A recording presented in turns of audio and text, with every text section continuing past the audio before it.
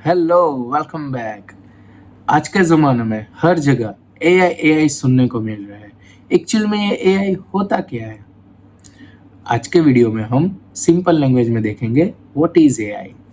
AI का full form होता है आर्टिफिशियल इंटेलिजेंस। मतलब मशीन को इतना स्मार्ट बनाना कि वो ह्यूमन की तरह सोच सके, समझ सके और डिसीजन ले सके। हम इंसान जैसे एक्सपीरियंस से सीखते हैं, वैसे एआई डेटा से सीखता है।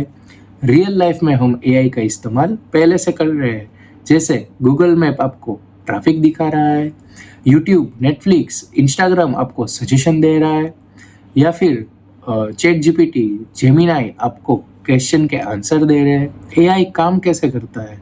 एआई डेटा पे काम करता है। जितना ज़्यादा डेटा उतना स्मार्ट एआई। एआई में एक कॉन्सेप्ट होता है मशीन लर्निंग, जो खुद से पैटर्न समझता है और इम्प्रूव होता रहता है। आने वाले समय में एआई और डेवलप होने वाला है। जॉब, बिजनेस, हेल्थ, एजुकेशन, हर जगह एआई का इस्तेमाल होता है। इसलिए एआई को समझना आज के टाइम में बहुत ज़रूरी हो गया है। तो हमारे साथ जुड़े रहे और आज की जनरेशन के साथ चले।